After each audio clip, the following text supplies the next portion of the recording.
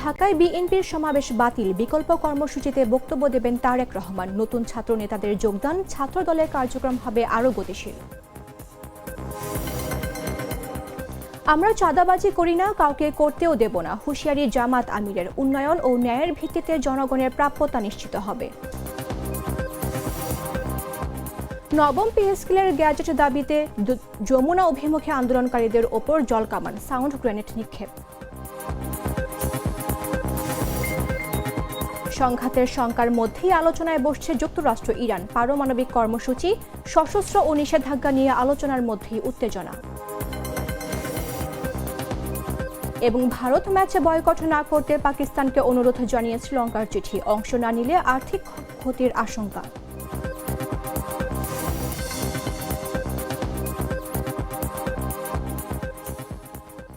আমন্ত্রণ দুপুর ৩টা নিউজে। আপনাদের সাথে রয়েছে আমি মামদুহা রাইসা। টুইন লেমন ও অ্যান্টিব্যাকটেরিয়াল ফর্মুলা বাসনকে চকচকে জীবাণুমুক্ত করে আমাদের দেয় গ্লিটার গ্যারান্টি। নির্বাচন কমিশন ত্রয়োদশ জাতীয় সংসদ নির্বাচন ও গণভোটের ৪২,৭৭৯টি ভোটকেন্দ্র ধূমপান মুক্ত রাখার নির্দেশ দিয়েছেন। ইতোমধ্যে চিঠি পাঠানো হয়েছে সকল রিটার্নিং কর্মকর্তাকে। শুক্রবার সিনিয়র সহকারী সচিব শহীদুল ইসলাম বিষয়টি নিশ্চিত করেন। চিঠিতে বলা হয়েছে ১২ ফেব্রুয়ারি অনুষ্ঠিত গণভোট চলাকালীন কেন্দ্রগুলোতে ধূমপান মুক্ত পরিবেশ নিশ্চিত করার জন্য প্রয়োজনীয় ব্যবস্থা গ্রহণ করতে হবে। দেশের মোট ভোট কেন্দ্র ৪২,৭৭৯টি, যেখানে ভোট কক্ষের সংখ্যা ২,৪৭,৪৮২। গড়ে প্রতি ৩,০০০ ভোটারের জন্য একটি কেন্দ্র নির্ধারণ করা হয়েছে। নির্বাচন কার্যক্রম পরিচালনায় দায়িত্ব পালন করবেন ৭,৮৫,২২৫ জন কর্মকর্তা। এর মধ্যে ৪২,৭৭৯ জন প্রিসাইডিং কর্মকর্তা, ২,৪৭,৪৮২ জন সহকারী প্রিসাইডিং কর্মকর্তা এবং ৪,৯৪,৯৬৪ জন পোলিং কর্মকর্তা হিসেবে দায়িত্ব পালন করবেন। ইসির সিনিয়র সচিব আখতার আহমেদ জানিয়েছেন, একই দিনে ২টি ভোট অনুষ্ঠিত হওয়ায় বুথ ও কেন্দ্রের সংখ্যা বেড়েছে এবং ব্যালট গণনায় স্বাভাবিকের চেয়ে বেশি সময় লাগতে পারে।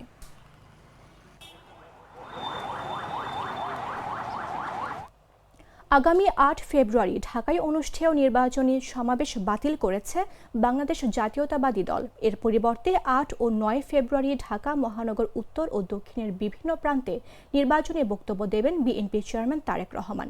শুক্রবার সকালে রাজধানীর নয়াপল্টনে বিএনপির কেন্দ্রীয় কার্যালয়ে আয়োজিত এক সংবাদ সম্মেলনে দলের সিনিয়র যুগ্ম মহাসচিব রুহুল কবির রিজভী এসব কথা জানান। রুহুল কবির রিজভী বলেন, পূর্ব নির্ধারিত কর্মসূচির পরিবর্তে মহানগরের বিভিন্ন এলাকায় ধারাবাহিকভাবে নির্বাচনী বক্তব্য দেওয়ার সিদ্ধান্ত নেওয়া হয়েছে। এতে সাধারণ মানুষের সঙ্গে আরও সরাসরি যোগাযোগ স্থাপন করা সম্ভব হবে বলে তিনি আশা প্রকাশ করেন। সংবাদ সম্মেলনে জাকসুর নবনির্বাচিত সহসভাপতি আব্দুর রশিদ জিতু বিএনপিতে যোগ দেন। এছাড়া কেন্দ্রীয় হল সংসদের বিভিন্ন পর্যায়ে নির্বাচিত ছাত্র নেতারাও ছাত্র দলে যোগ দেন।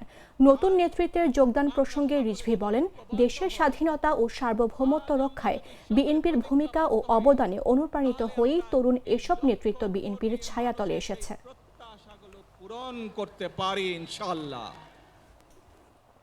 জামায়াতে ইসলামীর আমির ডাক্তার শফিকুর রহমান বলেছেন, আমরা চাঁদাবাজি করি না, চাঁদাবাজি কাউকে করতেও দেব না। শুক্রবার সকালে পটুয়াখালীর বাউফল পাবলিক মাঠে উপজেলা জামাত আয়োজিত নির্বাচনী জনসভায় তিনি এসব কথা বলেন।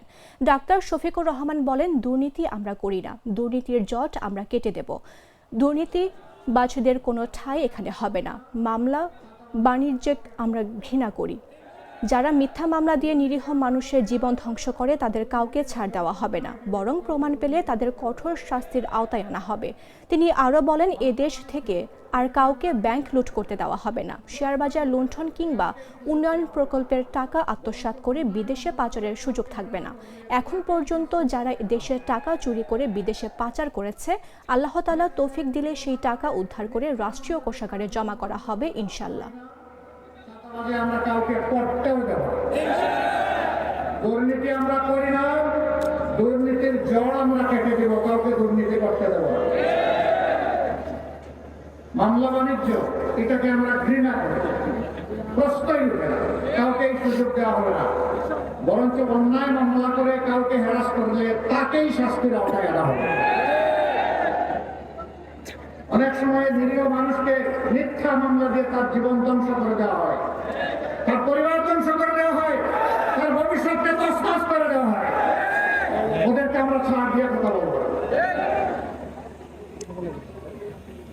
এই বাংলাদেশ থেকে আর কাউকে ব্যাংকের টাকা লুণ্ঠন করে নেতা বনতে দেওয়া হবে না, শেয়ার বাজার লুণ্ঠন করতে দেওয়া হবে না, প্রজেক্টগুলো থেকে চুরি ডাকাতি করে বাংলাদেশের টাকা বিদেশে পাচার করতে দেওয়া হবে।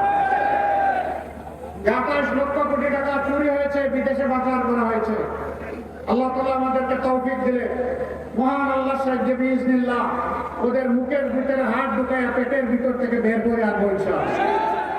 আমি তো মশলা বদলে ফেলেছি, এবার আপনিও বদলে ফেলুন। একবার প্রাণ গুঁড়া মশলা ব্যবহার করেই দেখুন। জাতীয় বেতন কমিশনের প্রতিবেদনের আলোকে নবম পে স্কেলের গ্যাজেট প্রকাশ ও বাস্তবায়নের এক দফা দাবিতে প্রধান উপদেষ্টার বাসভবন যমুনার সামনে অবস্থান নেন সরকারি কর্মচারীরা। এ সময় পুলিশ লাঠিচার্জ, জলকামান ও সাউন্ড গ্রেনেড নিক্ষেপ করে ছত্রভঙ্গ করে দেয় তাদের। শুক্রবার দুপুর 11:15টার দিকে রাজধানীর মিন্টো রোডে এই ঘটনা ঘটে। সকালে নবম পে স্কেলের গ্যাজেট প্রকাশ ও বাস্তবায়নের এক দফা দাবিতে কেন্দ্রীয় শহীদ মিনারে সমাবেশ করেন সরকারি কর্মচারীরা। পরে তারা মিছিল নিয়ে যমুনা অভিমুখে যাত্রা শুরু করেন। যমুনা অভিমুখে যাওয়ার সময় শাহবাগ জাতীয় জাদুঘরের সামনে প্রথমে আন্দোলনকারীদের ব্যারিকেড দিয়ে বাধা দেয় পুলিশ। পরে পুলিশের ব্যারিকেড ভেঙে যমুনার দিকে যেতে থাকেন আন্দোলনকারীরা। এ সময় আন্দোলনকারীদের ওপর জলকামান নিক্ষেপ করা হলেও তারা মিছিল নিয়ে হোটেল ইন্টারকন্টিনেন্টালের দিকে যান। সেখানেও পুলিশের ব্যারিকেড ভেঙে যমুনার দিকে যান এবং যমুনার সামনে গিয়ে সড়কে অবস্থান নেন। পরে তাদের ছত্রভঙ্গ করতে দুপুর 11:15টার দিকে পুলিশ তাদের ওপর জলকামান ও সাউন্ড গ্রেনেড নিক্ষেপ করে। পরে আন্দোলনকারীদের একটি দল ইন্টারকন্টিনেন্টালের মোড়ে এবং আরেকটি দল কাকরাইল মোড়ে অবস্থান নিয়ে আন্দোলন চালিয়ে যায়। জলকামান নিক্ষেপ করে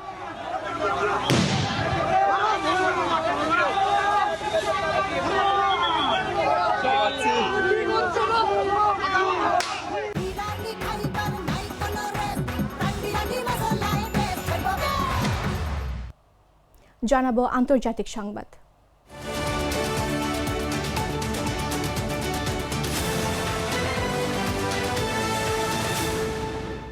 ওমানের রাজধানী মাস্কাটে শুক্রবার যুক্তরাষ্ট্র ও ইরান উচ্চ পর্যায়ের বৈঠকে বসছে। ইরানের প্রতিনিধি দলের নেতৃত্ব দেবেন পররাষ্ট্রমন্ত্রী আব্বাস আরাঘচি, যিনি আগেই বলেছেন সশস্ত্র বাহিনীর ট্রিগারে আঙ্গুল চেপে প্রস্তুত।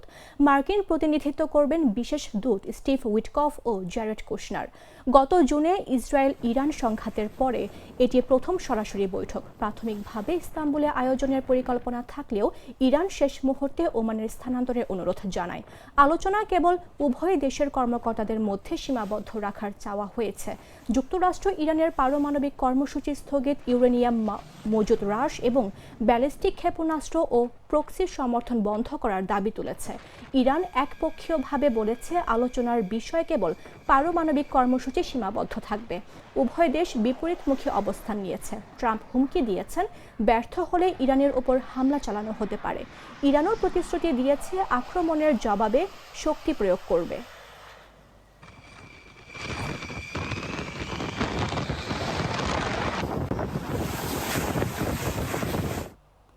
সংবাদ শেষ করব খেলার খবর জানিয়ে।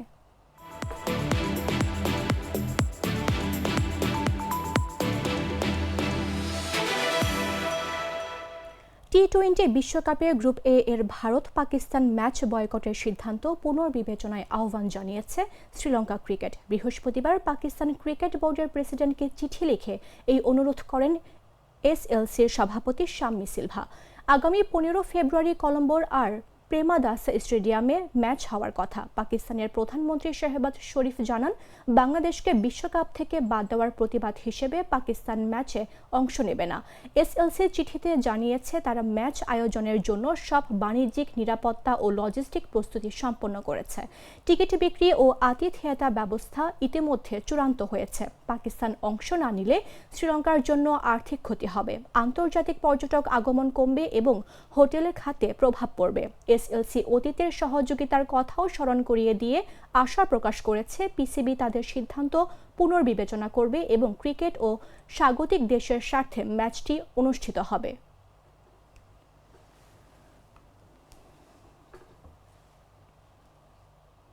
সংবাদ শেষ করার পূর্বে শিরোনামগুলো জানিয়ে দিচ্ছে আরও একবার।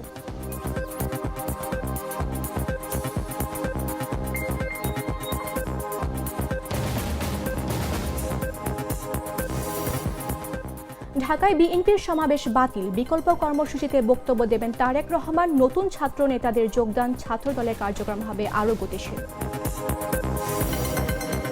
আমরা চাঁদাবাজি করি না, কাউকে করতেও দেব না, হুঁশিয়ারি জামাত আমিরের। উন্নয়ন ও ন্যায়ের ভিত্তিতে জনগণের প্রাপ্যতা নিশ্চিত হবে।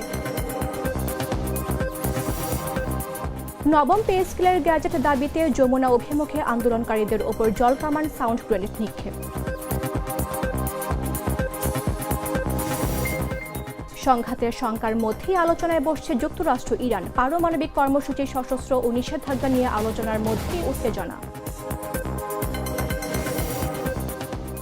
এবং ভারত ম্যাচ বয়কট না করতে পাকিস্তানকে অনুরোধ জানিয়ে শ্রীলঙ্কার চিঠি, অংশ না নিলে আর্থিক ক্ষতির আশঙ্কা।